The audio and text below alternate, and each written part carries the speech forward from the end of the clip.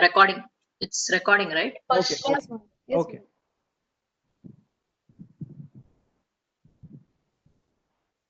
Can you hear me? Can you see me, ma'am?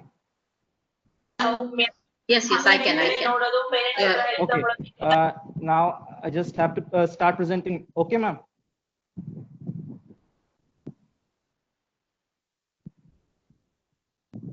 Can I start, ma'am? Yeah. Okay, ma'am. Aishwarya, kindly keep the time on track. So the time given to you, kindly utilize that. Yes, ma'am. Yes, ma'am. Okay, sure, ma'am.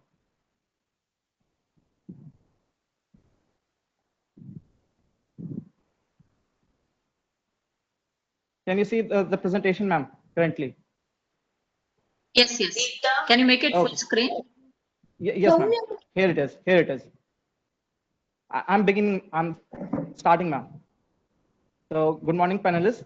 I'm Anirudh Ashish, and I feel really elated to describe my paper, which is low-cost, solar-based hybrid cold storage for Indian farmers, in front of you all. My motivation to make this cold storage was like having some ideas in my mind, which came through after knowing some few facts about Indian agriculture. Those are just in 2019 and 2020 crop year, India produced a whopping 295.67 million tons of grain. That's astounding in itself.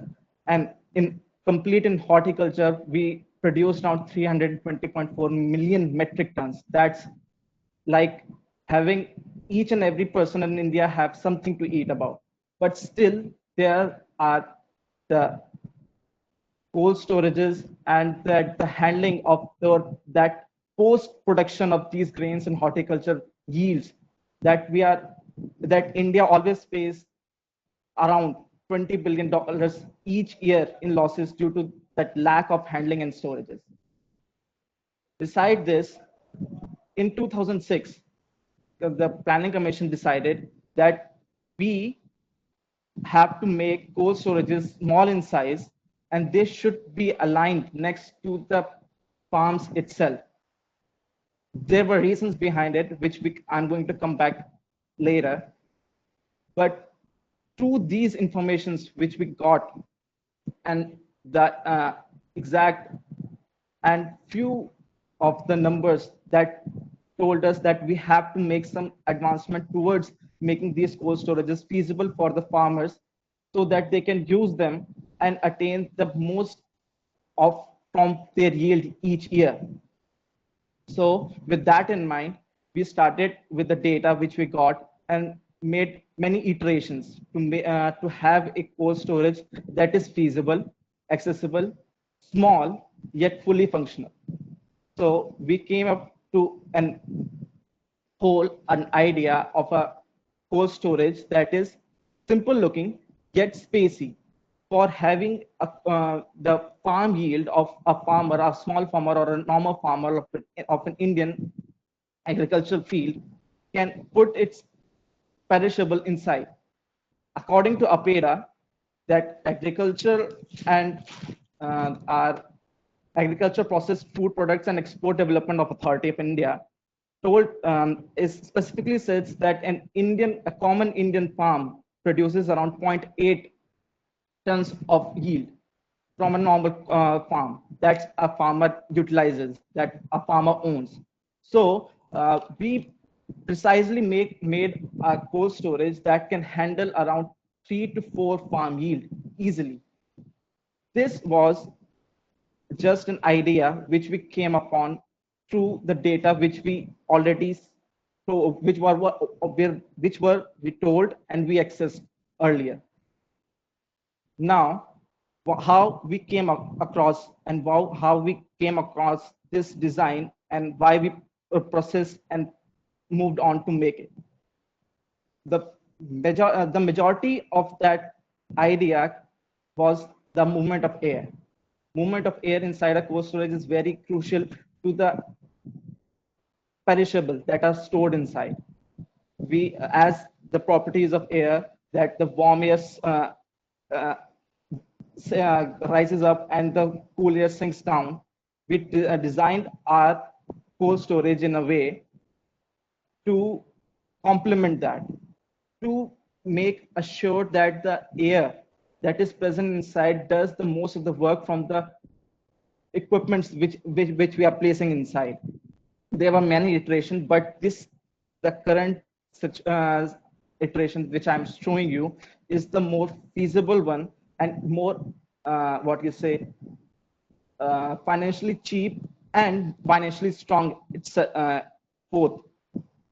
So when let me continue back to the movement of air which is needed inside here, that the air inside is continuously moving due to the top left placement of the evaporator, which you can see in red. Can you see, ma'am, in the red? Hello? Hello?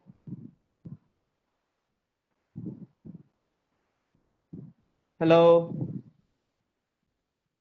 Can you see, ma'am? Yes, sir, we can see. Yeah, yeah. Okay, okay. Okay, I was just confirming. On the top left side, you see in the red box, it's the evaporator, ma'am. We placed it there. The placement of each and every equipment inside is very crucial to the total function of the cold storage here, ma'am. We can't place it on any different wall or any different places because they are just needed for the exact and proper functioning of the cold storage.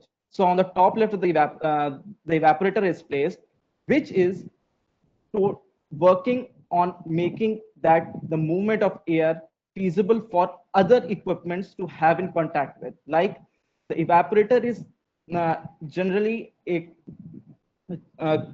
liquid cooled plate beside beside a fan, an exhaust fan, which allows the air to flow on it, and then it revolves around it.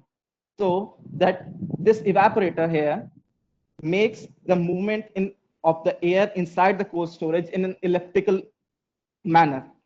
Then these chiller plates are the complementary to that evaporator, ma'am. These the chiller plates which are mentioned are the liquid cooled plates in which the refrigerant flows, and these all the evaporator, the chilling plates, the both chilling plates are contact based equipments. So the movement of air makes more importance in itself then. And beside this, with the movement of air, we also place an humidifier just to make that initial cooling process much more faster. The humidifier gives like a little shower of water on all the perishables that are placed inside. That helps the latent heat from those perishables to come up in the water, and that the movement of the air can then uh, like take away that heat from that water that is dissolved over the perishables, and then moves along in elliptical way again and again, slowly removing that heat from inside of the cold storage to the outside of it. This is the basic of how we designed a cold storage, but I'm still not on the part that how we made then hybrid cold storage. So these equipments are basically the base, that the building blocks of our cold storage. Through these, they are like very cheap and very less energy consuming equipments in itself. So the energy required from the solar panels and from the like main supply already comes down to like 43% less, which I'm going to come to you again in later slides. But the more efficient thing that I consider is that its feasibility, that feasibility of the farmers to use it. The farmers are hesitant to use cold storage because of the higher requirement of that cold storage's owner, that they ask for more money than what is actually a farmer can give. But this cold storage which we designed is already asking less in return to maintain it. So thus that it can be regulated from the government perspective and help these farmers to store their perishable inside of it. Now moving on to a comparison of how we achieved it and how the equipments used in a conventional cold storage is different from ours, and how we maintain our cold storage in a way to give an equally functioning system to the conventional cold storages. So basically, our cold storage has a storage of around 5 MT. Like I told you, according to APEDA, Indian farms produce around 0.5 MT, 0.8 MT. So like 4 to 5 farmers can store their whole farm yield inside this cold storage. Beside that, the storing of this the storing inside needs space, and the proper and the fully functional space that we can acquire inside the cold storage is around 3.5 MT. That is still around 3 to 4 farms yield. 3 to 4 farms yield. With that, the equipments we are using are far less cheaper than the conventional cold storages. The solar panel which we are using and the future development and the future yield that they may produce in that the future iterations and the better iterations of the solar panels are only going to increase the credibility and efficiency of this cold storage. Furthermore, then the fossil fuel and the like the diesel and the petrol that are used in the cold storage of conventional style, they only increase the amount of the capital that was first used to make it. We are only criticizing and making it less than what a conventional cold storage uses. Coming more over that our electricity requirement, as these cold storage going to be placed in village and closer to the villages, we can't specifically rely on electricity that is coming to the villages. We can only think of an alternative way to complement that electricity which is coming to that village area. So our hybrid cold storage is much more feasible than the cold storage that are placed in like in the rural areas where there are constant use of fossil fuel to maintain the functioning of the cold storages. Beside that, we are the cost capital of the cold storage is 43% less. When we small down the conventional cold storage to our schematics, to our storing space, still ours is 43% less. But due to the generation of electricity through that our PV panels, we are going to use much more electricity in few of the months like May, June, July, when there's a lot of heat. That's like the May, when the summertime is there. And with the photovoltaic energy produced, we can also assure that the batteries, like I'm showing here, sorry, the battery bank, which we are, which is simultaneously using this energy to save the energy which is produced and utilized by the components, to have a backup when there is no alternative to electricity, like there's no sun and there's no electricity through the main supply.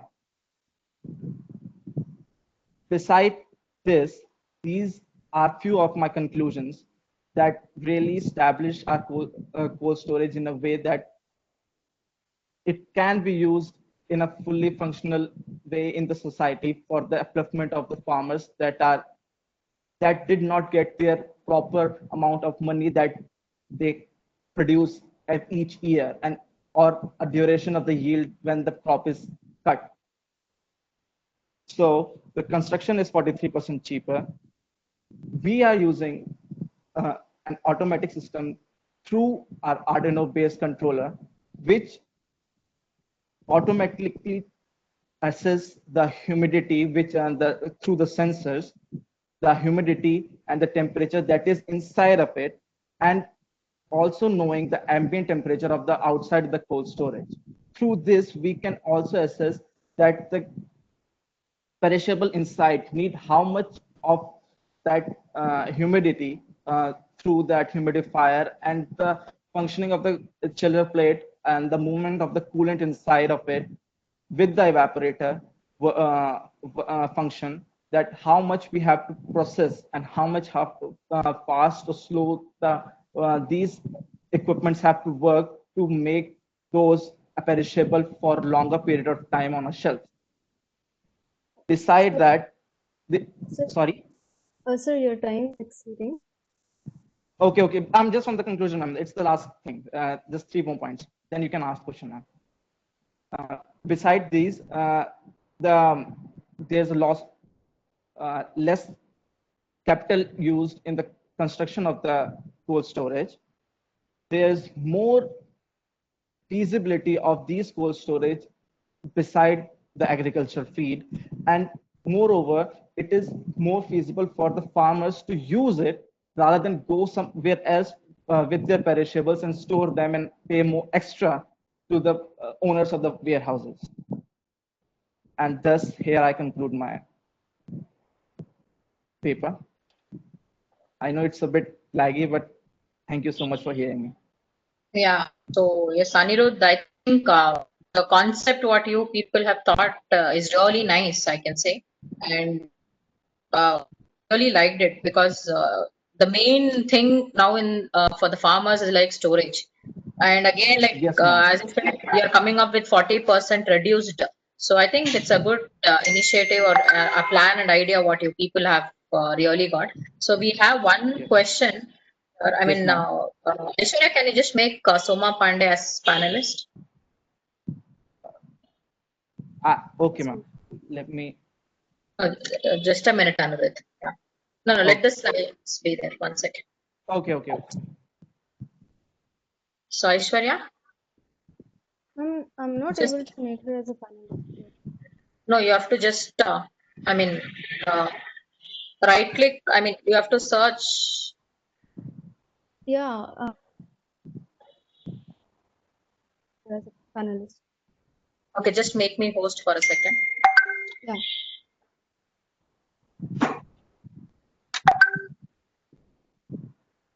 So other participants, if you have any questions, you can type in Q&A. Yes, sure. Ma'am, I have made you as a host. Yeah.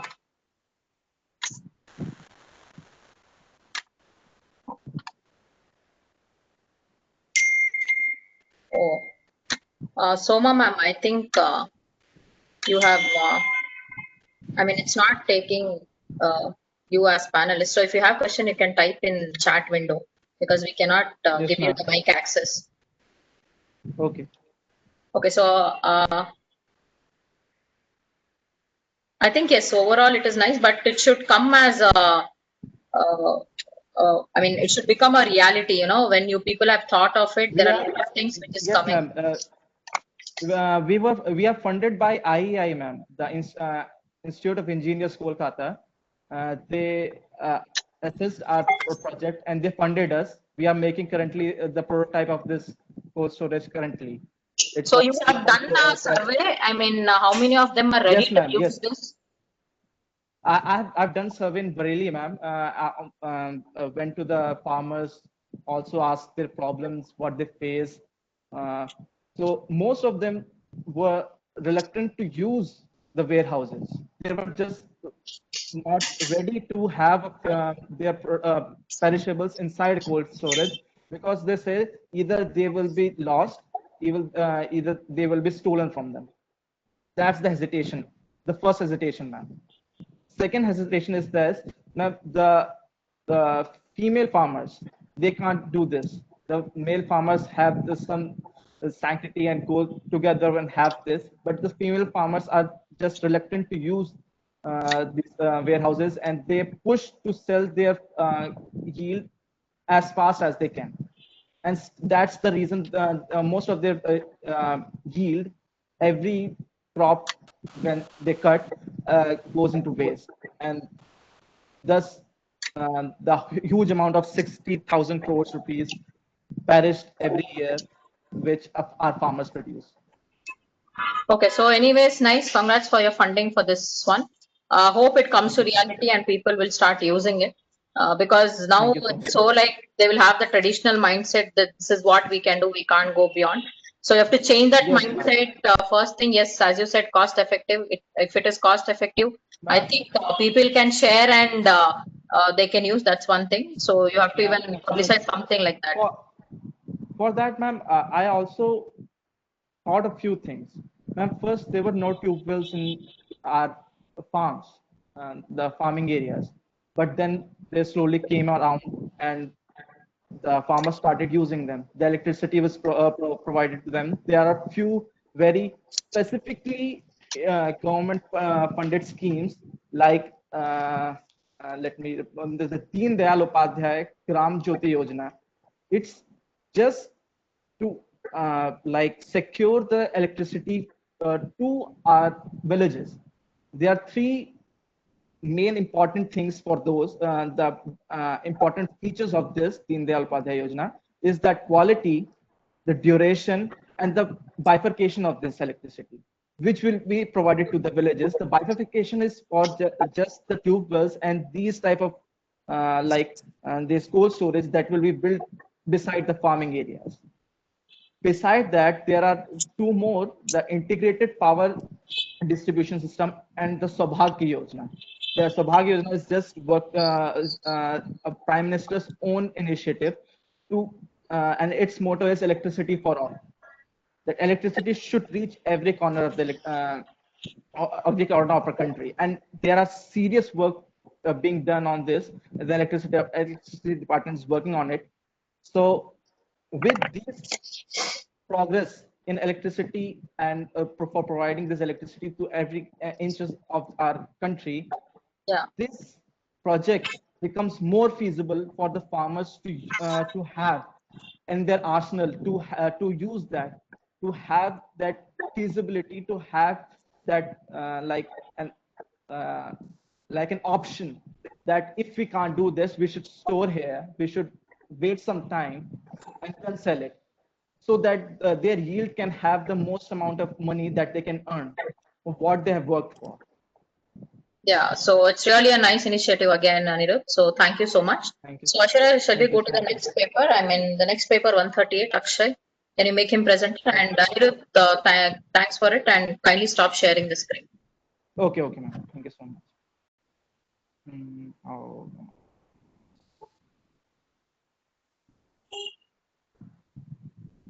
Have I stopped now? Yeah. Okay, thank you so much, ma'am. Thank you so much. So, yes, Akshay. So Ashara, you can, make Anirudh as attendee. Yes, ma'am. Yes, Akshay, we can see your screen, so you can make it full screen. Yes. Hello, ma'am. Hello, everyone. I hope everybody can see my PPT and my voice clearly. Can you make, yeah, now it's fine, perfect. You can start, Akshay. Yes. And of course, the participants. I, Akshay Krishnan, on behalf of my co-authors, would like to express that we are extremely honored and privileged to present our review paper, AI in the agricultural industry.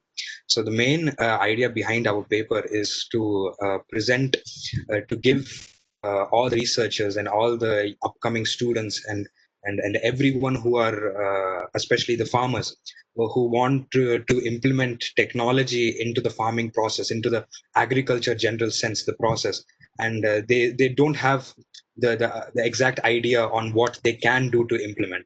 So this paper presents an overall review that so many things can be used, like IoT, robotics, AI, machine learning, big data, cloud computing. There are so many possibilities which everyone who's interested in this field can use this specific paper as their base foundation. I hope so, at least, to use this paper so that they can move forward and make a change in their research when they're starting off in their field. So agriculture industry has been one of the most integral parts of the economic and social development of any country. With the projected population of 9.3 billion, which is approximated to 2050, it is predicted that the food produce must increase by at least 70% as compared to today. Thomas Malthus propounded that population increases in a geometric progression, whereas the agriculture produce increases in arithmetic progression. And Ehrlich and Jared Diamond both concur that starvation and deprivation are not just due to the finite resources, but also led by the increased consumerism. So thanks to, of course, human ingenuity, and another revolution is in the offing, hopefully changing the way we see agriculture as we see today. In the foreseeable future, automation of agriculture industry using artificial intelligence, AI, Internet of Things, IoT, and the expert system will gain recognition due to the minimal human judgment, error, and of course, interference. To do so, we need to implement robots, autonomous systems, which are the key aspects of automation. You can see on the slide, hopefully, that you can see one of the three main key objectives or the imperatives that we need to achieve is to increase efficiency by reduction of error, to improve the yield multifold. And of course, I think now, considering all the global warming which is happening, we have to reduce our carbon footprint, of course. That is one of the most key aspects that any country or any researcher looks for nowadays. So all of this the automation in the agriculture industry can be used to satisfy all these three key objectives. There have been sightings of robots here and there in the nooks and corners of the industries, but nothing more significant in the change to change the traditional methods of farming. So our paper covers proposals that are the low-hanging fruits that can be implemented cost-effectively within a shorter time span, and also proposes that are purely theoretical at this point, but requiring coordinated approach with complex technology to improve the yield multifold. So upcoming innovative technologies which can be implemented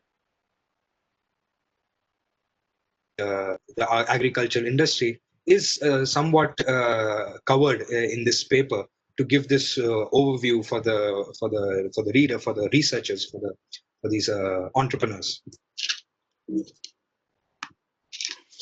So I'll talk about the smart farm, which I have covered significantly in our paper. In a smart farm, advances in technologies includes the big data, machine learning, AI, cloud computing, and Internet of Things are all integrated into various stages of either manual, mechanized, and automated operations involved in the entire crop production cycle. This paper reviews usage of modern and latest technologies with the existing farming techniques. So enabling the farmers to have an almost comfortable and smooth transition between the traditional methods and, of course, what can be the potential future for them. So water management, optimum utilization of seeds, energy conservation, and of course, reducing the environmental footprint the carbon footprint are also, of course, deeply discussed in this paper. Such knowledge management essentials are particularly required for a broad acre food and cash crops. So now the next the point which I'll be discussing, which has also been discussed in our paper, which is significant, is precision agriculture. So in precision agriculture, site-specific differences within arable fields are identified and evaluated so that timely preventive and or corrective actions can be taken. So historic data such as colorograms using the grid soil sampling are maintained electronically or physically in the form of soil health cards. So these soil health cards can have these almost few years or 5 to 10 years history on what the soil has been, how good the soil is. Has it been very easy to cultivate the crops, or has it been hard? Does it require more water? Does it require, so all these aspects is part of this, the soil health cards, which can be used for precision agriculture. So for example, considering the moisture content of the soil and atmosphere using humidity sensors and weather forecast through geospatial systems, the quantity of flow for irrigation can also be precisely controlled, specific to a domain or cell, for optimum utilization and of course conservation of water. So this precision agriculture provides this effective method to ensure that we use the water or seeds or any sort of thing, so that it can be precisely put in a certain place and effectively used to so that it saves the farmer the money, and of course because more water usage will cost him more. And of course in India the water shortage is starting to creep up significantly. So this will, precision agriculture will yield to a significant savage of water. So as you can see in the slide, that there is one 5-step approach for the example which I gave, which was grid soil sampling. Yeah, so that's the, and then another two main aspects of agriculture and farming is vertical farming and modern greenhouses. Vertical farming addresses the shortage of land resource and can be implemented in urban areas. Temperature, humidity, light, and CO2 levels in atmosphere are all measured, monitored, controlled 24/7 using sensor technology, and nutrients are periodically injected and fine-tuned based on stages of growth. And these are all integrated, of course, through AI and IoT to get our optimum result. Growth of crops in indoor farming with a controlled environment can be improved through genetic engineering. The yield can be shielded from the vagaries of climate conditions, which in India has, of course, you can see, as you know, that sometimes these typhoons, these all these storms, these droughts, these floods come. So all of these can be controlled significantly. As a result, farm produce is now grown throughout the year, thereby creating the demand, scaling up the production, and catering for local preferences. I've also mentioned some of the popular crops which can be grown in these vertical farms and modern greenhouses, microgreens and herbs such as basil, and baby greens such as spinach, and sprouts such as broccoli and soya beans. So now we'll talk about the main concept of automation in agriculture, which is the agricultural robots itself, or agbots as it's called. So extensive research shows that easier and mundane tasks are getting automated in a faster pace through innovations in the development of drones, in autonomous tractors, robotic seeding, harvesting, and drip sprinkler irrigation. On the application front, agbots, agricultural robots or agbots, are used at various stages of the crop cycle, for planting, for watering, to harvesting and sorting. Through machine learning, physical characteristics of the leaves are used to differentiate weeds from the crops. Same can be performed using optical properties of fluorescent dye coated seeds at various stages of the crop cycle. So this fluorescent dye is coated before it is planted, and that fluorescent dye can be monitored very easily to find out the stages of where the plants are and when to be harvested or not. Stereo vision images collect field data, and of course computer vision algorithms for robotic harvesting to identify the readiness of the crop based on the color, shape, and location. Such continuous longitudinal studies become the pipeline for AI to become a robust and matured system. Ultimately, integrating all these agbots through a reliable array of intelligent sensors inbuilt with IoT will become the cornerstone for the success for the farm automation. Pivotal to a truly smart farm is the ability of all the devices, equipment, and system to seamlessly communicate together in real time and dynamically with each other, and at the same time maintaining an appropriate interface with the human commands while not hindering the operation, which has to be autonomous. As you can see in the slide, that I've given a few example of what is generally, at least in India, is used in farming: bullock, and now it should be moved towards autonomous tractors. We can see manual weeding. They do it themselves, but now we can find out ways to have automated pest control. There is helicopter viewing, which requires, it is fairly much more expensive than now, which can be used as drone imaging. So throughout this paper, it is evident that advances in technologies have rapidly started to overtly and covertly invade the humble farm. Detailed work and motion studies are conducted for various processes involved in farming in order to segregate tasks that are repetitive and standardized, thereby becoming the ideal candidates for robotics and automation. Remote sensors, satellites, LiDAR, UAVs can gather information 24/7 over an entire field. The backbone of automation is the IoT that manages and acts as an interface with microcontrollers, sensors, cameras, agbots, and drones, all interconnected with each other, exchanging data and communicating in ways that transforms automation. Unlike the generations gone by, the farmers of this millennium will need to hone up their skills and develop expertise towards managing robots and autonomous systems. Along with becoming computer savvy, they need to digitally network, to analyze and evaluate big data along with cloud computing for planning and monitoring farm operations. The extent of autonomy the farming process can achieve depends upon the degree of mechanization and automation.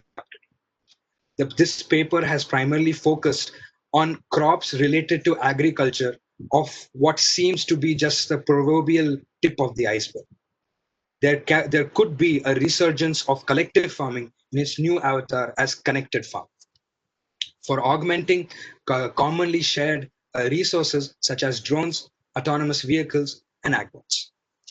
As you can see in this screen, in this slide, that I have created somewhat summary of all the sensors and all the what needs to be done to create an automated farming process, which anybody who is interested in this field can use to get a brief idea of how to start and know exactly which sector to.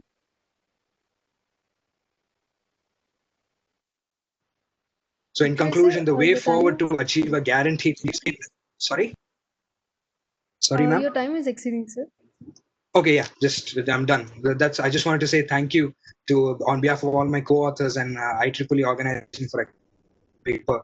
So hopefully this paper will be the foundation paper for all the researchers, and so that the implementation of robotics, IoT, and AI can be implemented easily with a smooth transition in the agriculture industry.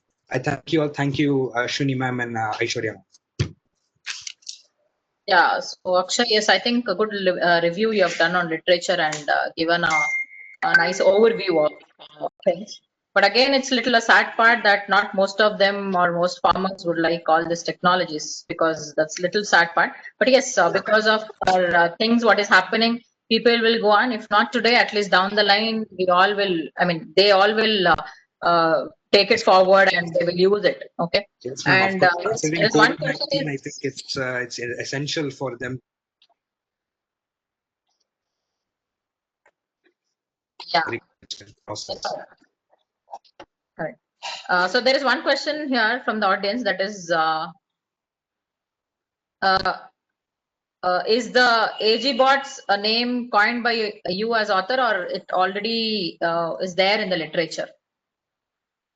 No, it's not Akshay, coined I by me. think Yes, ma'am. it's in the literature, right? Yes, ma'am. Yes. Agbots, yes. So it's a good review. I can feel like you have really done a good job. Your team has really worked. I mean, read a lot of papers and put a lot of things there in one small package, I can say. Yeah. Yes. So thank you so much, Akshay, for your nice presentation.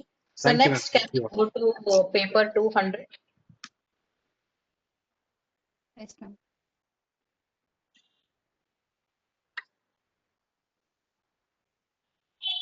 So Shilpa, you're the presenter now. Can you just share your screen?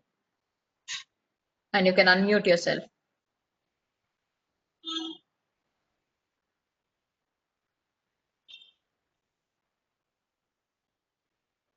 Good morning, ma'am. Yeah, good morning, Shilpa. Screen is visible, ma'am. Yeah, you have to make it full screen. Make it, yes. Okay. Can you go to the first slide? Yeah. Okay, ma'am. Is it okay? Yeah, it is fine. You can start, Shilpa. Good morning, ma'am. I'm Shilpa Nigiri from BLDEA'S V.P.Dr.P.G.Halakatti College of Engineering and Technology, Vijayapur. My paper is IoT-based soil testing instrument for agriculture, and our paper comes under Agriculture and Food Security System, and our paper ID is 200. Our authors are Sidling Nucci, Professor Kumar Bagli, and myself, Shilpa Nigiri.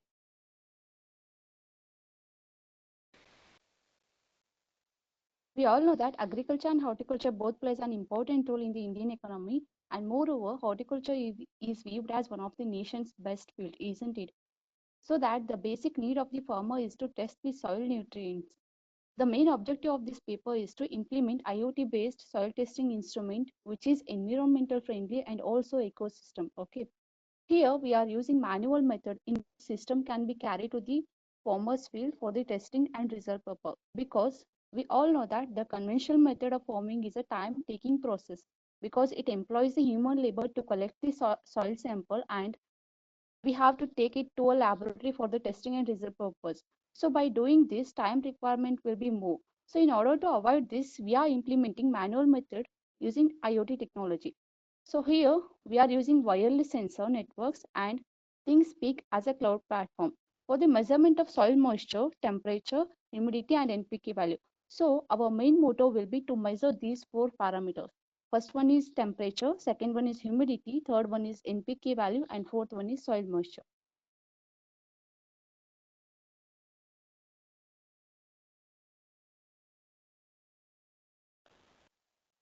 So here we have two existing systems which measures the soil nutrients. First one is soil testing in laboratories. In this method, testing of soil will be done in the laboratory itself. We will not carry any testing in the field. So this is the drawback of this method. This case is not there in our instrument. Directly we can carry out the testing in the field itself.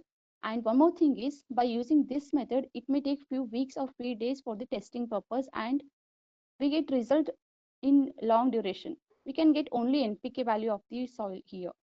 And we have second method is mobile soil testing. In this method, the laboratory person will carry out the testing, and in fact they will suggest the farmers regarding the fertilizer and all. But the drawback in this method is we will not get accurate result. The result which we get from this method will be inaccurate. And we all know that here we can find the nutrients that are required for the plant growth.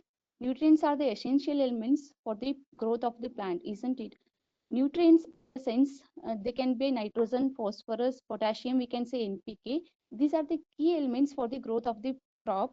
So here we can classify the nutrients in three ways. First one is nitrogen, phosphorus, and potassium. This comes under major nutrients, and in the secondary nutrients we can take sulfur, calcium, magnesium. And in the third minor nutrients, we can take iron, manganese, copper, zinc, boron, and molybdenum. You can see here, I have shown in this slide. And because this helps the farmers to construct the correct decisions and obtain the greater yield with a profitable scenario associated with it. So nutrients are the essential for the growth of the plant. So here we can see how the instrument works.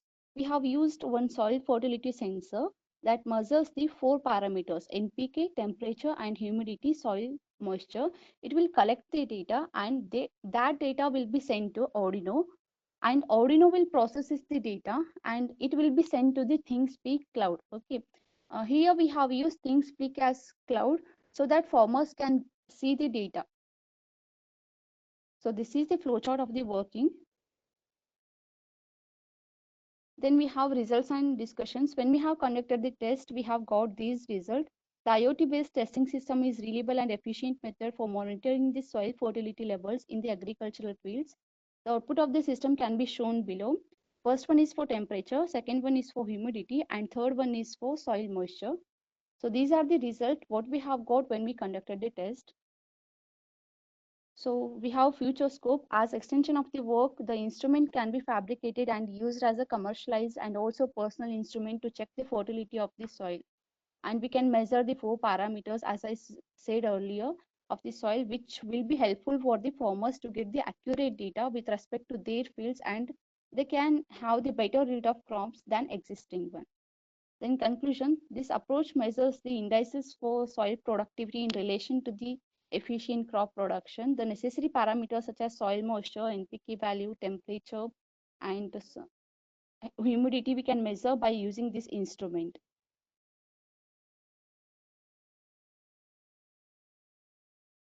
So these are the references that we have taken. Here I conclude my paper presentation. Maybe a bit fast, but thank you. Yeah. So Shilpa, I have one question. Like Yeah. now all this NPK, whatever they're testing is all through spectrophotometer, right? So how effective is your instrument when compared to that? That gives a lot of accuracy, and yes, costing it's more for that. So how about your instrument you have thought for? Pardon? No? Usually at present, the NPK value, whatever they take, so that's usually measured in spectrophotometer, right? Yes, So now your instrument, how, I mean, how overhead it is rather than the current thing, whatever is happening. here we are using Arduino, ma'am. Arduino is programmed in such a way that it has to collect all data and it processes the data. Okay. And what type of sensors were used? Soil fertility sensor is used, ma'am, to measure all 4 parameters. Okay. And to measure temperature and humidity, we can use DTH11, which is inbuilt inside the soil fertility sensor. Okay. Yeah. So nice, Shilpa. It was a good presentation. Sure, ma'am. Yes, Thank you. the soil testing is very, very important right now because Yes, ma'am. Yes. because of the pollution or nowadays the things are not, the green revolution is not the same as it was before. So these Yeah, ma'am. things are the key factors for the whole agriculture process, I can say. So Yeah, you've ma'am. really This is taken a nice topic and really working good on it. So all the best for thank your you. project. Thank you, sir. Thank you, ma'am. Thank you. So can we go ahead with the next? Do we have a paper presenter from 2, 3? Dr. Ashwini, just one. Short We time have or Dr. mixed. Soma on the panel, and she I'm is just leading charity relief project. Agri Shilpa, IoT. could you please mute yourself? Shilpa, kindly mute. Or Aishwarya, can you please? Yeah. Yes, yes. Yeah, thanks, Neha. I have just one query, one small. So when you are using this the soil sensor, how are you the data that you are collecting? You have mentioned you are using it at ThinkSpeak Cloud. You have used ThinkSpeak, right? Shilpa, question is for you. Hello, Yeah, Shilpa. Shilpa. Hello. Okay. Shilpa. I think she is not able to connect. It's okay. We can continue. Proceed. You Thank can you very chat, much, ma'am. So Neha. you can write in the chat window, Soma, ma'am, so that she Yeah. will reply there. Ma'am, Yeah. you want to, give, tell few words about, Agri IoT and. Yes, yes. Agri IoT is very much happening, and it's very after this new farmer. I just wanted to tell a few words about those who are doing research in this area, that this is a very good area, and please continue your good work. And some papers like cold storage idea and all were really good, and this is really nice forum where you are presenting it. Even Reliance Jio is working in this area, and future is going to be very good because of the new farm bill that has come up. So there is going to be a future in which the retail outlets or big corporates can directly connect to farmer, and now farmer, with the new law, the farmer can go and sell to anybody he wishes all over the country, unlike the previous restrictions. So because of this, there is going to be an open market in agriculture domain as well, and the future is going to be really very good, and there's going to be lots more research in this area. So please keep up the good work. Thank you. Thank you, Neha. Thank you, Ashwini. Thank you. Yeah. So whatever you said is true to the point, Soma ma'am. Yeah. So thank you for your words, sir. So next we have paper ID 235. So Archita, you can start your presentation. We are not able to hear you, Archita. Can you be a little louder?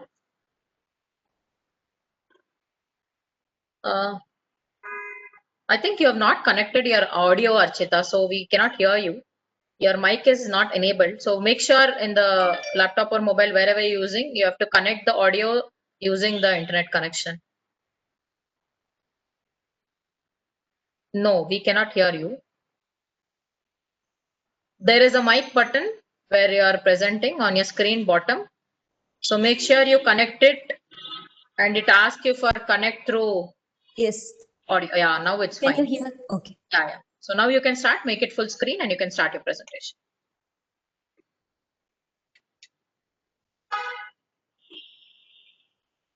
Oh no. Good morning, everyone. Can you My make name is your screen Archita. full? Yes. Can you hear now? I mean, your Yes, voice it is is breaking. I already think it's full.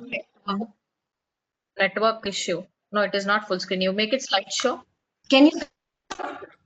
Yeah. Okay, that's fine. But can you make it slideshow? Slideshow?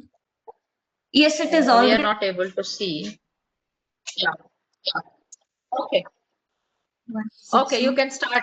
One second. Okay. You can start, Archita. It's fine. Okay. So my name is Archita Shastri P. I'm here to present the paper on the classification of medicinal leaves using support vector machine, convolution neural network, and you only look once. Annapurna P. Patel is the co-author of the paper. She is not here today. I would like to thank IEEE Bangalore Section and the B-HTC 2020 for accepting the paper. And also, I would like to thank the Department of Computer Science and Engineering, Ramaya Institute of Technology for the constant support. Coming to the introduction, like the motivation for the work is the plants are definitely the most important part of the ecological system, and many medicinal plants are in the danger of extinction. So identify such plants becomes the need of the hour. So which will be of help to even the doctors and the botanists or the taxonomists who manually classify these leaves.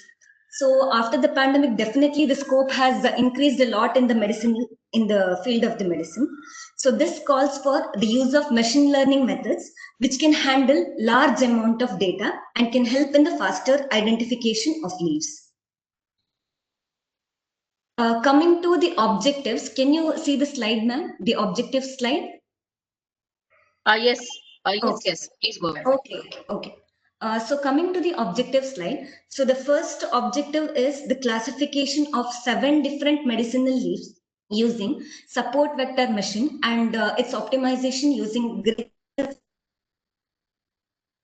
implementation using the transfer learning model, which is a VGG16 model. And the third implementation is using a real-time object detection model called as You Only Look Once, which is used for classification here. And then to compare using the standard classification metrics, and then perform the statistical analysis on the implemented model using the chi-square goodness of the fit to know which model actually best fits the data. We have performed literature survey on the existing plant recognition system. So the first one is based on the KNN implementation, where the Euclidean distance is used as the distance measure for the comparison, and the median filter was used for the boundary enhancement. But the disadvantage with the KNN is that it is very sensitive to the outliers. So when we collect the real data set, the KNN would not be a good choice. And the second implementation was using the SVM. But the Laplacian filter was used as the boundary enhancement. But the disadvantage with the Laplacian filter is that it becomes sensitive to noise, where it would misinterpret the noise as the edgy data. So that is the disadvantage. And there are several other literature surveys that were carried on the neural network and the real-time object detection models and the existing machine learning and the number of slides I was not able to consolidate it here. So next I'll come to the support vector machine implementation. So first phase is the data collection phase where more than 7,000 leaves were used in the experiment. 7,000 leaves were collected from GKVK, which is Gandhi Krishi Vijnana Kendra, Bangalore, and 200 more leaves were added to each of these classes. Actually, one class contains about 1,000 leaves, so 7 classes becomes 7,000 leaves. So 200 more leaves were added to each of these category to each of these categories using the data augmentation technique by adding the random rotation, flip, and the Gaussian noise. So once the data was collected, it was given for the pre-processing phase. So these were the pre-processing carried out. So first one was the RGB to the grayscale image conversion. So the grayscale obviously requires less information for the storage. And next, the Gaussian filter was used for smoothing. So it is mainly to reduce some of the noise that is existing in the data set. SVM normally does not work very good with the noisy data. So it is important that you perform this step. And the next step that was carried out was the image segmentation using the Otsu's thresholding technique. So the main aim of this is to separate the lighter and the darker region. The main aim here is to decrease the intra-class variance and increase the inter-class variance. We all know that the main aim of the support vector machine. So this is what it is mainly aimed at. So once this segmentation is done, so morphological transformation was done. So it is actually to remove some of this point in the leaves. So once this pre-processing was done, next phase is the feature extraction. So about 17 features were extracted based on the digital morphological features. So the shape-based features include area, length, height, width, perimeter, circularity, rectangularity. And the color-based information includes a mean and standard deviation, values of red channel, blue channel, green channel separately. And the heraldic or the GLCM, gray level co-occurrence matrix based features include contrast, correlation, homogeneity, and the entropy. So about 83% of the accuracy was obtained, and this is the classification matrix values shown. And next, it was actually tried to search CV. So grid search is an estimator parameter. It takes some of the parameters such as the kernel function. So kernel function is mainly to transform the dimension. So kernel function, and then it takes the gamma value, which is for the appropriate values for the decision boundary, and also the cost function. So that is the penalty of the misclassification, and the decision function, which where the one versus rest was used. So after the grid search CV was applied, so what grid search CV does is it performs the grid search over these the parameters, and it selects the best one for our model. So after the optimization, about 9% of the accuracy was obtained, and this is the classification metrics shown. So next one is about the VGG16 implementation. So it is based on the transfer learning. So VGG16 was initially used for the ImageNet challenge. So here it is retrained. So the pre-trained network is retrained here. And it includes some of the layers like convolution layer, which is mainly to extract the features by applying the filters. And the max pooling layer, it mainly performs the dimensionality reduction, because the size of image can be very huge and it might include some relevant and irrelevant features. So it only selects the relevant features. And the fully connected layer, so it is to forward propagate these extracted features down to the layers below it. And the softmax layer, it mainly runs the multi-class function, which is mainly used to differentiate or classify these leaves. So about 98% of the accuracy was obtained with the VGG16 implementation with the sequential model. So next is about a real-time object detection model called as U-only. So it is a darknet based deep neural network algorithm. So darknet is basically written in C or CUDA. And it requires only one pass for the object detection. And main advantage of you only look once is that it can have the overlapping objects, or it can have multiple objects in one image. So that can be detected with one single pass. And so it mainly draws the bounding box around the detected object with the class probabilities. So here is the flowchart of how the EULA implementation in our experiment works. So all the collected image are given to the label image, which is a bounding box and the label annotation tool. So the main advantage here is that because it is a real-time detection model, no pre-processing is required. So the collected images can be directly given to the classifier. So only thing is it needs to be labeled. So label image is used for the bounding box and annotation. So these labeled information includes the class information and also the bounding box information in terms of its height, width, and the center value, X and Y value. It can be stored either in Pascal VOC format or in the XML format or in the EULA format. I have saved it in the EULA format. So EULA format is it includes 5 information: class ID, and then bounding box information in terms of height, width, X and Y values, center values. So once this is done, next the config files are prepared for training. So these config files mainly include information about the training parameters and optimization parameters, and also the information about layers like convolution layer and the EULA layers. There are 3 EULA layers which includes the information about the classes and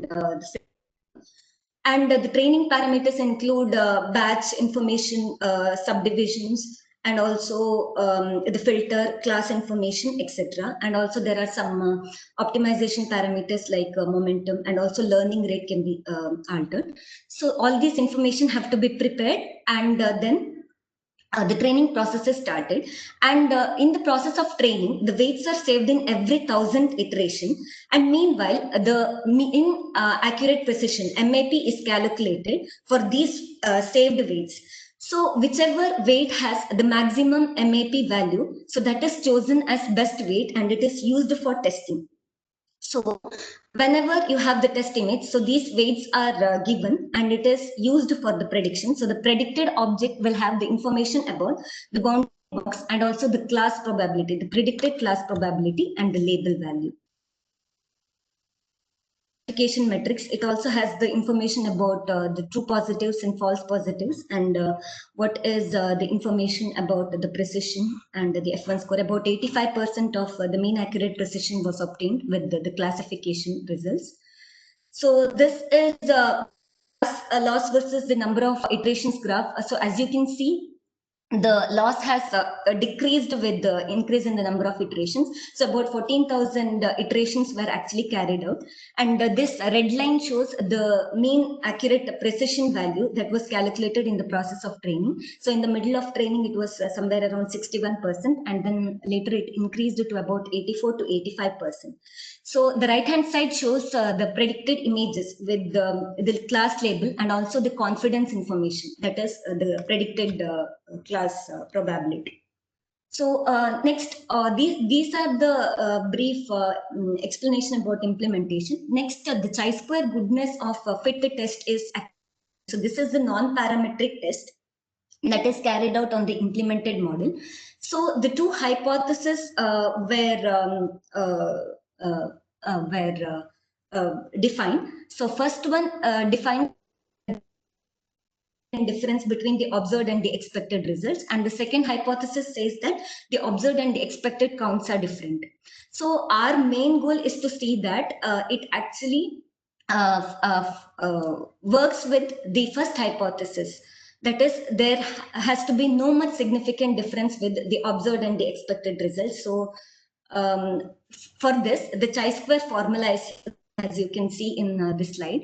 So how this is calculated is we choose the alpha value, so which is generally chosen by the researcher, and the common value chosen is 0.05, and n is the degree of freedom, which is the number of classes minus 1. So based on the standard distribution table, so the critical value of alpha that a model can achieve is 12.59. That is the model which has the calculated chi-square value less than or equal to 12.59 has actually passed the chi-square model. So it is actually a good model that fits the data. So based on our implementation, SVM with the grid search CV and the VGG16, it shows that it has passed the test, and with the least value of 1.29, SVM with the grid search CV has got the best result. So it best fits the data. So it is about the statistical analysis carried out. And based on the implementation, I can conclude that CNN has obtained the highest accuracy of 98% among the three implementation. But based on the statistical analysis, both optimized SVM and also the CNN, which is the VGG16 model, passed the goodness of fit test. But as I said, ULU, being the real-time object detection model, when the noise is unavoidable, this definitely can be considered and is a better choice. So this is the conclusion. And the future scope, there are some future scope for this project. So the data set, including the multiple overlapping objects in the background, can be collected with the both day and night light, because this was collected only on the day. So this has the daylight. So that also can be connected and collected and retrained. And to improve the ULU model, we can actually vary the different training and the optimization parameter and better the accuracy, so that it can also used for the prediction. So that is about it. Thank you. I have one question, like what that, if the leaf is fresh or not, like that image, would it be accurate? Because the leaf you take fresh today, you take an image, and when you take it Yes. the next day or something. Yes. So This actually does not include the dry leaves. This was collected immediately. So this does not include that. But that can also be included. Mainly, as I said, ULU can work best with that, because it is able to work with the noisy data. So you need not have the clear image with the ULU. okay. So, but still, when it shrinks, though, obviously the overall image texture and size would differ, right? Yes, yes. And based on the size also, so this is not that only a single image size was taken. So about 5 to 6 different sizes of leaves were taken, and also in the different orientations it was collected. So it is not one based on one size. So the images were not collected based on one size. So based on the different sizes and orientations it was collected. Okay, so it's like an overall. Okay, so Yes. and what Yes. software do you use for chi-square? Sorry? Which software you used for doing this fit test? Jupyter Notebook. Oh. Yeah, nice, Aishwarya. Good work. So was this your project? Yes, yes. Yeah, nice one. So really, it's a kind of good thing. So anybody has anything else to be asked? Okay. So Thank we do you. not have anything in Q&A. Okay, thank you, Archita. So next, move to paper number 278. So Nipun, you can share your screen.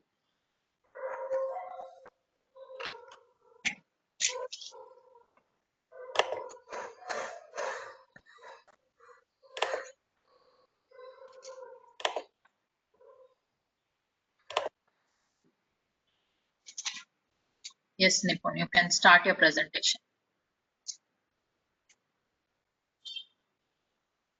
You're not audible, Nipun. Make sure you enable your mic, connect it through the computer audio.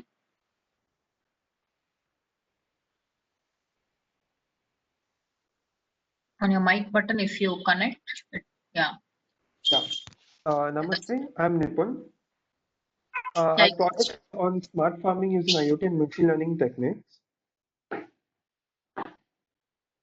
The problem statement we came up with is reducing the number of physical presence. It's because more number of people don't have so much of skills that they can use it on the field and produce good yield. and also the labor cost. The project that we proposed collects the real-time data such as temperature, humidity, soil moisture sensor, rainfall, etc. in order to draw conclusions. As we can see with this data, the amount of land that is available for agriculture in our country, but how much is actually being effectively used. Agriculture is one of the backbone for GDP in our country, which accounts to 18%. Though we stand at position 2 after China, it's always good to be on a upper hand, that is position 1. And since major occupation and the population in India is always willing and is working in agriculture itself, this is the hardware setup that we have made. The top part consists of a solar tracker, which is responsible for powering the circuit during the daytime. It also has a battery that gets charged parallelly, which acts as a backup during the night. And the second part, that's the yellow white container, consists of sensors, temperature and humidity sensor, a gyro sensor, the microcontroller node MCU, and the charging circuit. The bottom part consists of soil moisture sensor. This device needs to be erected 20 centimeters below the ground so as to get good results. This stick on a huge land must be kept in equal spacing distance so as to capture uniform data. For example, let's take a 1 acre of land. We divide it into 20 pieces. So on each 20 pieces, we have to erect this stick so as to obtain maximum accurate and uniform readings. By doing so, for example, let's take a scenario where on the piece of land we have a tree erected on one side or somewhere in the between. For what happens if there is sunlight during daytime? The tree causes shade on some part of the land, and that part of the land is least exposed to sunlight, and thereby there will be very less evaporation there. So it's totally unnecessary to irrigate there.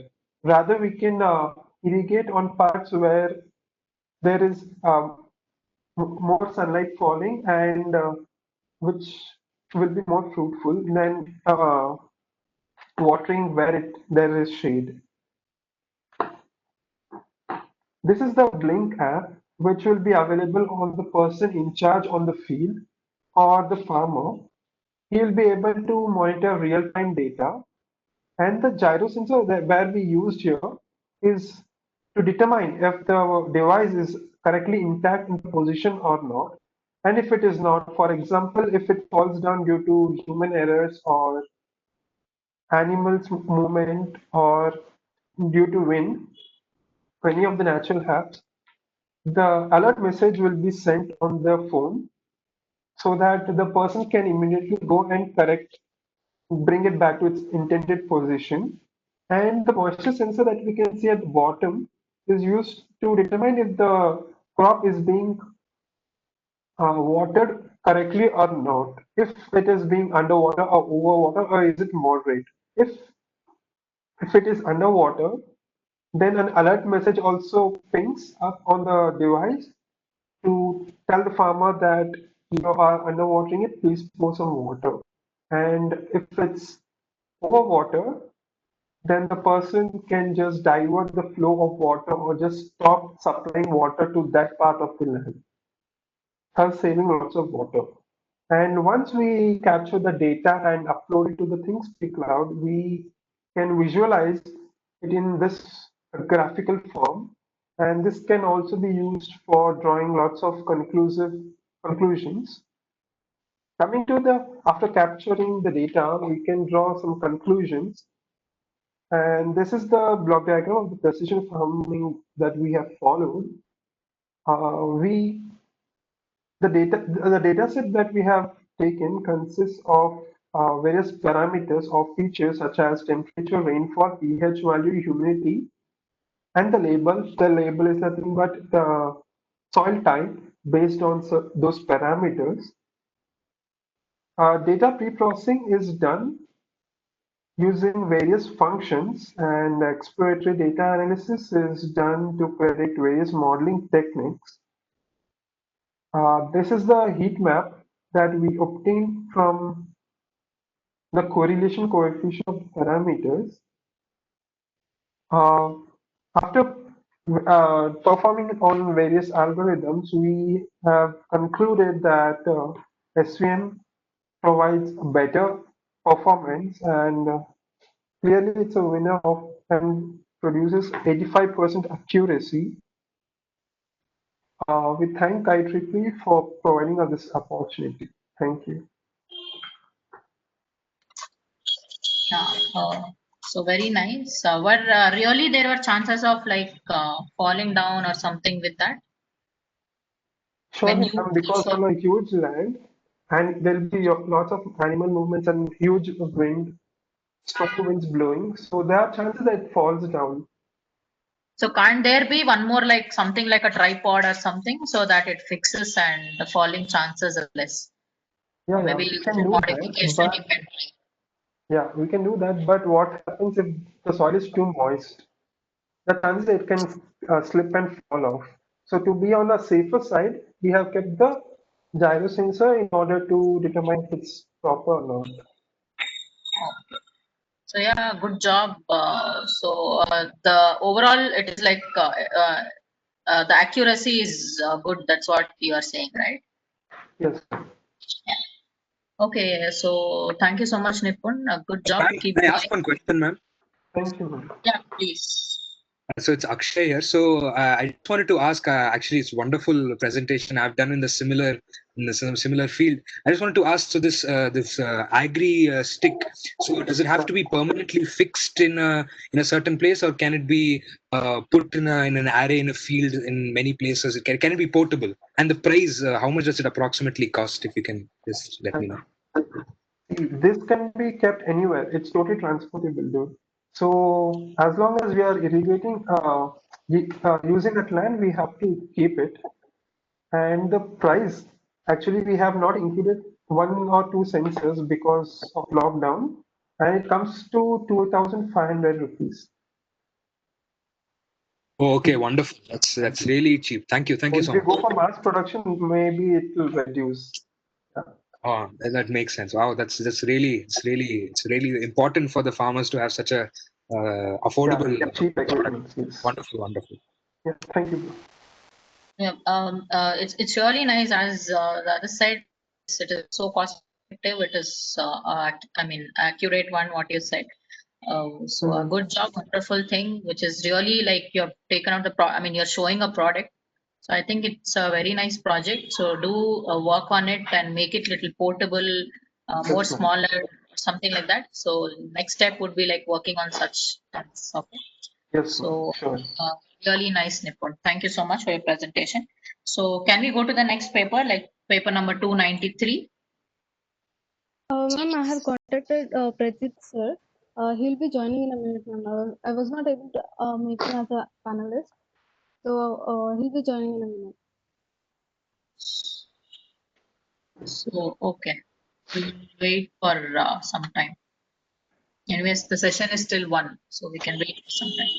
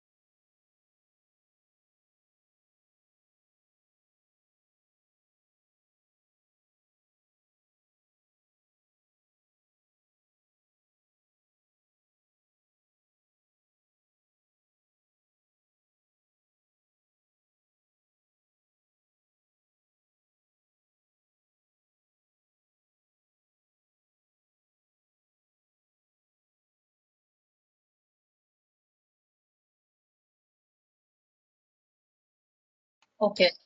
So next paper ID is 200 and Parijit, can you hear me? 293. Can you unmute yourself? Yes, ma'am. Yes, ma'am. Yeah. So are you able to share the screen or how is it? Wait, ma'am.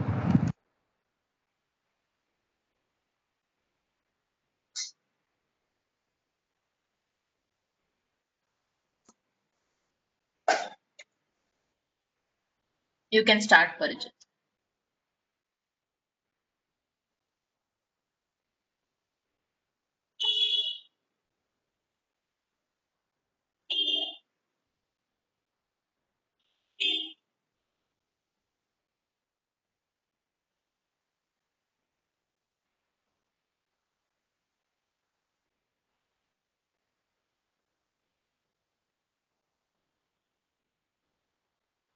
We are unable to see your screen. It's blank.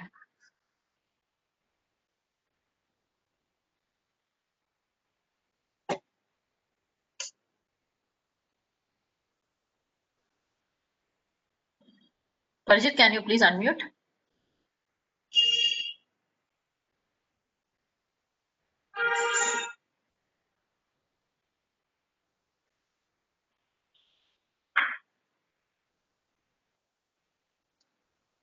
Can you hear Parijit? You have to unmute and speak.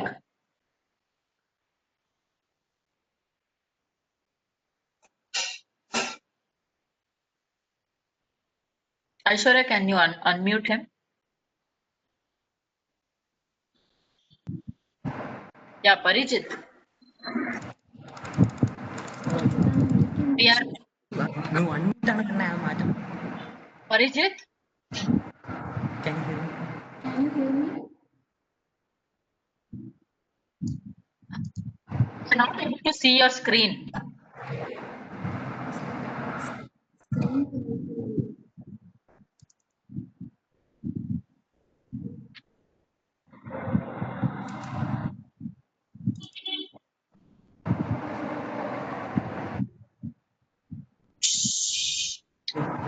Can you see?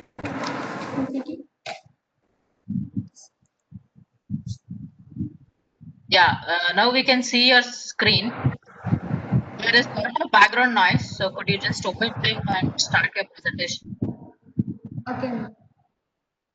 Good morning to all. First of all, I express my sincere thanks to IEEE Bangalore Section and B-HTC 2020 for accepting our paper. I am Nafi.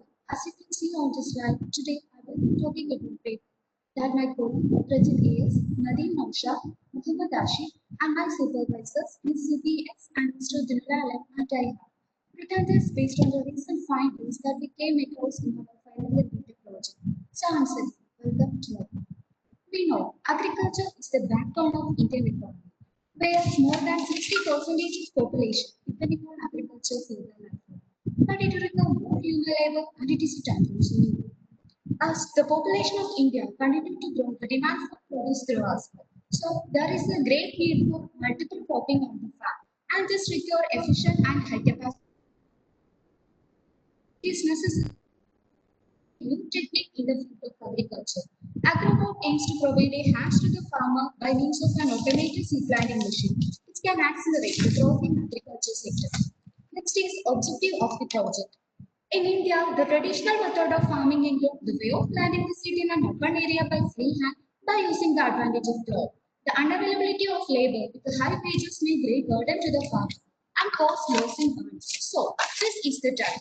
We look forward to the scientific method of farming.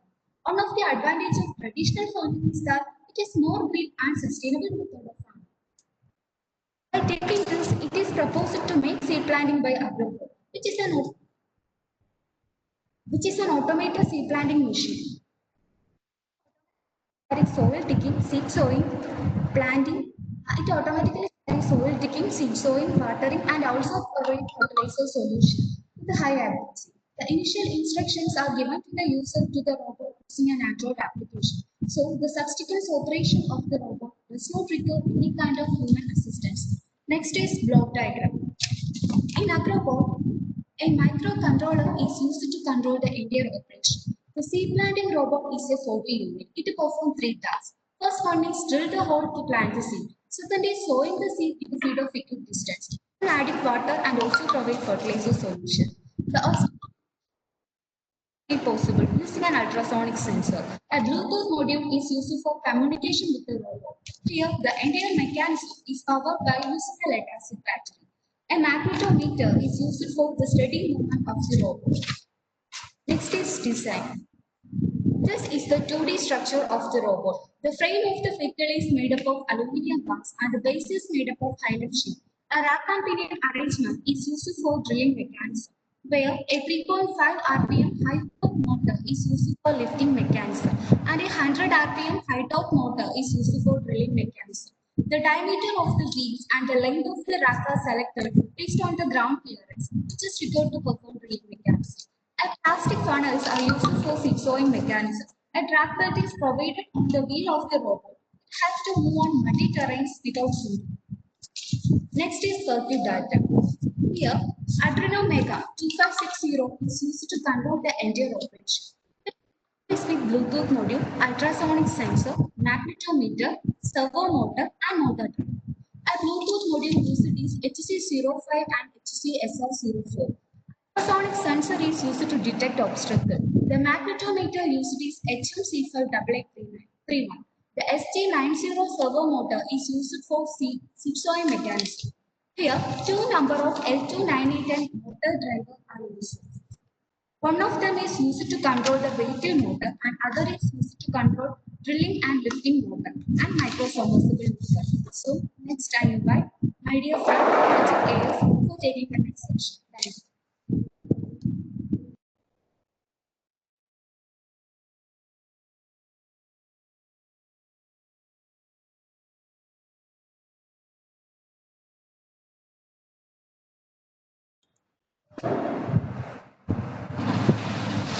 Thank you, Navya.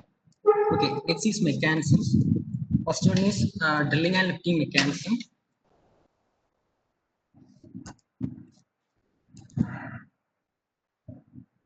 Okay, first one is drilling and lifting mechanism. It consists of two DC gear motor and one track and pinion arrangement. One DC gear motor is used for preparing the seed bed, and while the other DC gear motor is used for providing the up and down motion to the drilling motor. And this motor, the motor which is used for providing up and down motion to the drilling motor is called lifting motor. And the rotation motion of the lifting motor is converted into up and down motion by using a rack and pinion arrangement, and this is achieved by connecting the shaft of servo motor, the shaft of the lifting motor to the pinion, and the drilling motor to the bottom end of the rack. Next is a seed sowing mechanism, and it consists of two funnel, upper funnel and the bottom funnel. And the upper collecting the seed which is detached from the upper funnel, and the servo motor is connected near to the upper funnel in such a way that normal condition the shaft of servo motor blocks the seeds, and hence a new seed is detached from the upper funnel. And during the seed servo motor an angle. So during this time interval, the seed detached from the upper funnel is collected by the motor funnel, and it is directed to the seed bed by using a hose having sufficient diameter. Next is a watering mechanism, and it consists of a micro submersible pump which is immersed in a water container, and its operation of the pump is controlled by using an electromagnetic driver, and a flexible hose is connected at the outlet end of the submersible pump, so that we can make the water flow into the area where the seeding to be done. Next is obstacle detection and automation, and the figure shows the path to follow the robot, and the small circle represents the operating points where the drilling, seed sowing, and watering mechanism will execute. And the arrowhead shows the direction of movement of the robot. And for successful execution of the mechanism, two requirements should be satisfied. First one is the user should the field where the seed to be sown should be covered with obstacle or fences. Second one is that you should ensure that there is no obstacle inside the field. And I would like to explain this figure with the help of the flowchart. The robot, the user should give few data to the robot, like initial value of I and the distance between the operating points, etc. And this can be done by using an Android application where I is a variable and its initial value represents the direction to which the robot first turn. And the user can assign the value of I as an odd number if the first turn of the robot is in right direction, and as an even number if the first turn of the robot is in left direction. Let this be the starting position of the robot. Then the first turn of the robot is in right direction.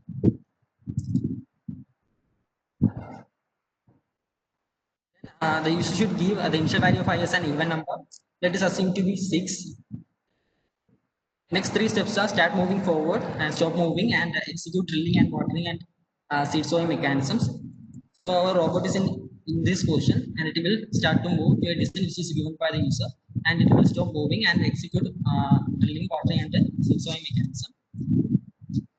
Next is the decision making step, and the ultrasonic sensor.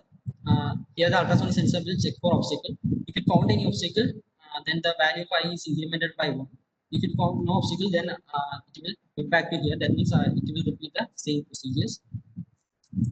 So our robot is in this position, and here it will check for any obstacle. Here it found no obstacle, so the robot will move forward and it will stop moving and execute drilling, watering and seed sowing mechanisms. When the robot reaches here, it will sense the fences provide us obstacle. So, the value I is incremented by 1. That means its values becomes 7.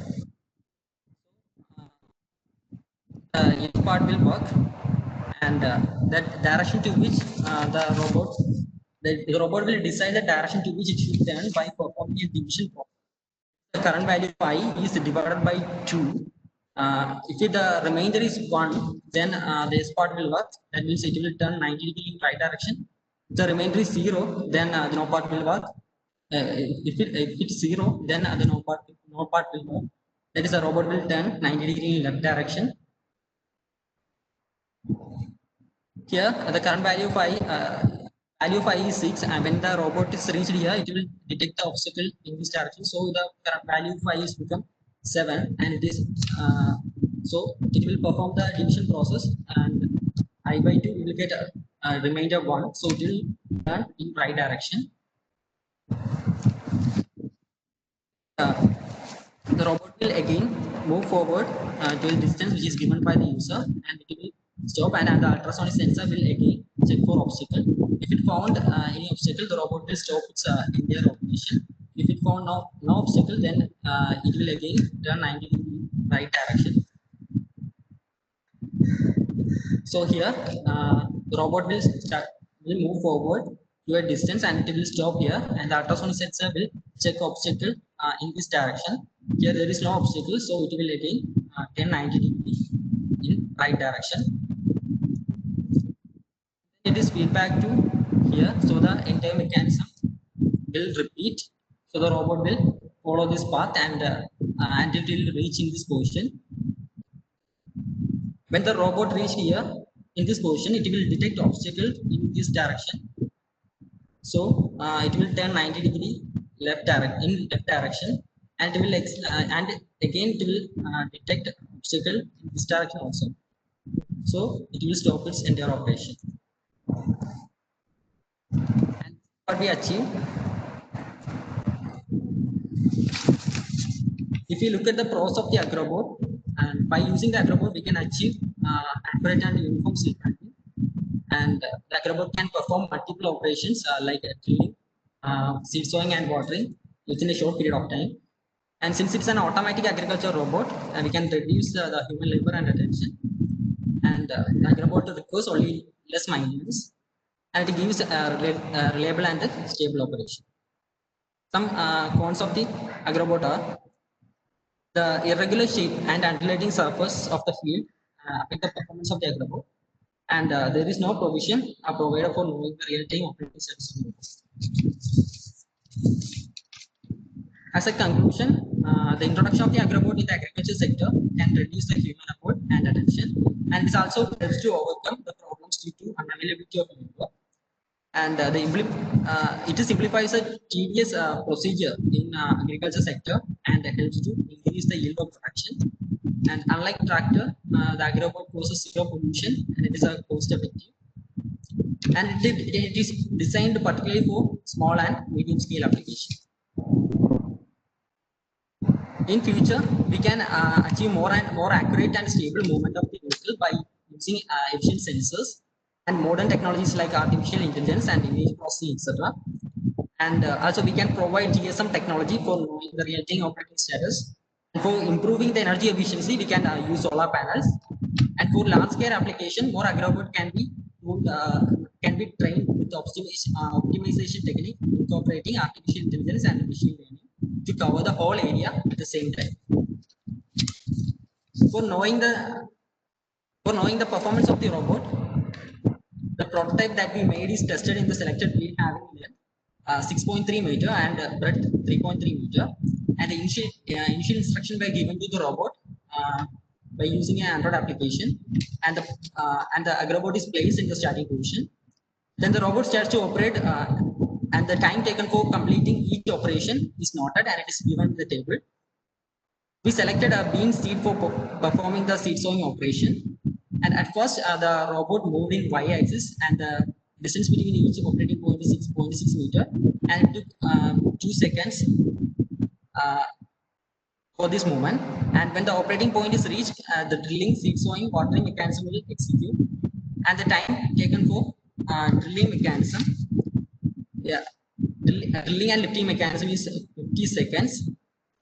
And for watering mechanism is 3 seconds, and for seed sowing mechanism is 3 seconds.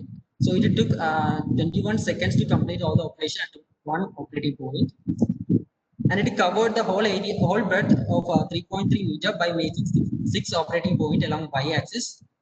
And at the edge of the field, the robot is moved 1 meter in x direction, and it took 3.5 seconds for this movement. Another 3 seconds taken for turning the robot, and this operation is repeated until it covers the whole area. So it made operating points in 7 columns to cover the 0.3 meter. Hence, a total of 42 operating points were done within a time of 40 minutes. For the reference, thank you. Yeah, nice presentation and nice prototype, I can say. It's sort of like as you only have accepted like the pros and cons. Like if the base or the field is not even, then it's very difficult. So why don't you try with little bigger wheels and little, increasing the height from the base. So that time there might be chances of it going in a haphazard way, so that you need not wait for the base to be neat, right? So that is so. What was the cost? What you had? The product for your prototype.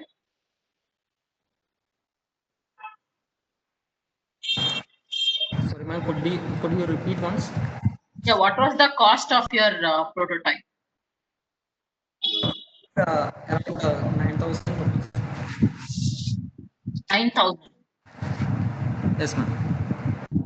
That's what spending so much. It really works well with an indoor farming, I can say. But when we go to the field, it's really difficult, right? Like having huge fields and the efficiency or the base what we have. So those things would not work out. But I think you have to work on that on the same prototype when it goes to a bigger field and without any disturbance or with little more cost also can be decreased for this.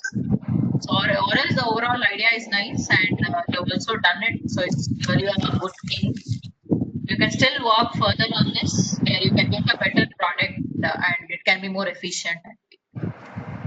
Okay, so thank you so much, Rajit. I think this is our last paper what was presented.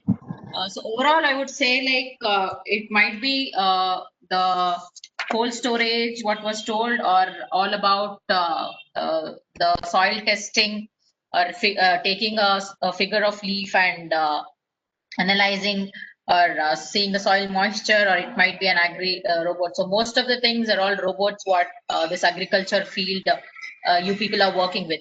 So yes, if agriculture is a smoother job for farmer, then it's like a blessing for us, sitting on the other end of the place and just enjoying everything. And most of you and all of you, I can say, you've really done a very good job in this field. A little bit here and there, if you keep if you make sure you improvise with your project, then obviously it can come out as a very nice product. And trust me, like if possible, do apply for fundings from government, as one of the author have done here. So you will surely get a very good support and come up with a really nice and handy, cost effective prototype. So nobody would say no to it. And you can just do wonders in this field. And it's a nice field where you all have worked. And yes, most of you have done as a project, and you have also come up with a product, and a very nice thing, I can say. So overall, I really enjoyed this whole session with all the papers and all the authors. They were really appreciative. Each and every individual were all really nice. And thank you everybody for being a part of B-HTC and having a very good presentation. So over to you, Aishwarya. Thank you, ma'am. Thanks to all the authors who had presented here. It was a great session. And yeah, thank you so much.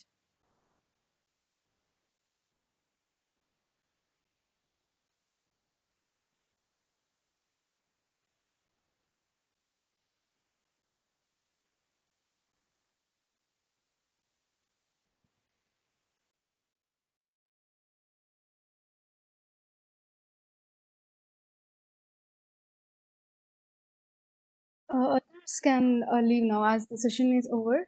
I'll end the meeting now. You can leave. Thank you, everyone. Thanks for joining us.